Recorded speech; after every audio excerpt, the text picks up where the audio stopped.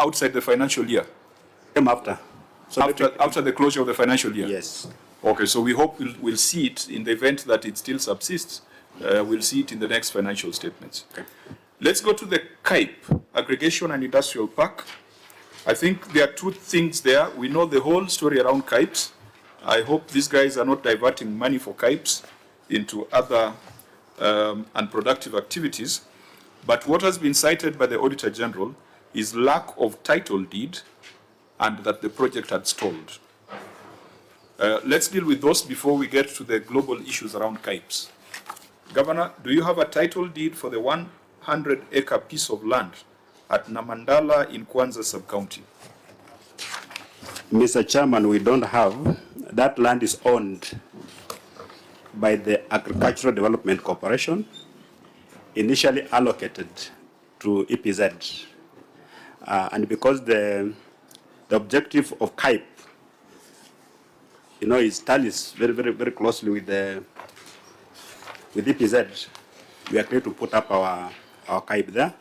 But we're in the process of getting land ownership document in consultation with the ADC and the EPZ. But I think the last correspondent we had from EPZ, they are saying that the National Assembly must be involved. They haven't clarified how. That's why we're still having discussions with them. Now, the problem, Governor, is that you have attached a letter there addressed to ADC, but there is no evidence that there was any response to your letter. There is a response. What is it?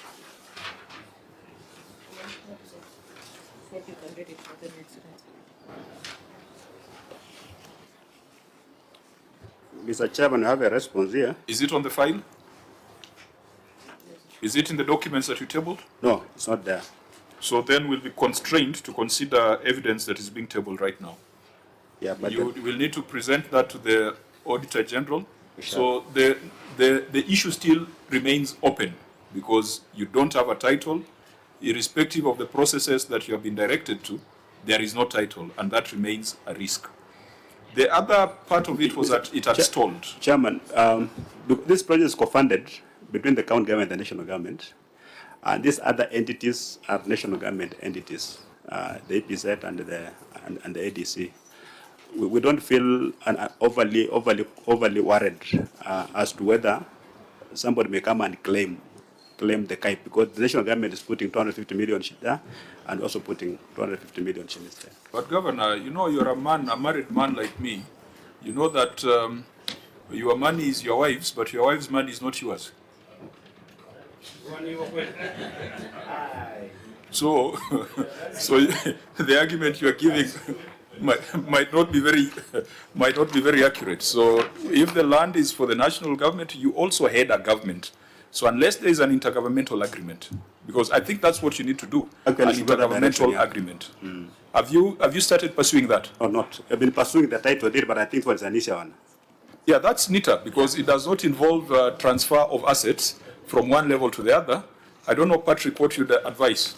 Yes, Chair. What you've raised is important because with accrual accounting, there'll be need to identify the county assets. Then, at some point, they'll have to value them and put them on the face of the financial statement. So that is very, very key.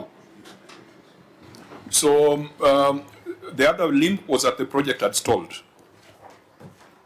Mr. Chairman, I want to confirm that the project has installed, the contract is on site, and is proceeding.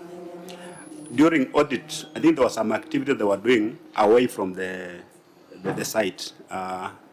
It's called fabrication. So they were fabricating certain things that have since been delivered on the ground. And if you check, you can see, actually they have been hosted already at Appendix 13A on page 80. As we speak now, the contractor is on site. He's also doing the road. At that time, there was a lot of rain. That place has a lot of black cotton soils, so it's difficult to do a road during rain season. But now, because there are no rains, he's now also doing the road. Okay, so we keep this in view. We know the issues around KAIPs across the country. Perhaps maybe the only question we can pose to you as we exit this, and we pose it to the other governors, in your view as a governor of Trans Nzoia, Is this KIPES program well conceived, well designed, properly implemented, and something of value for the people of Trans Nzoia?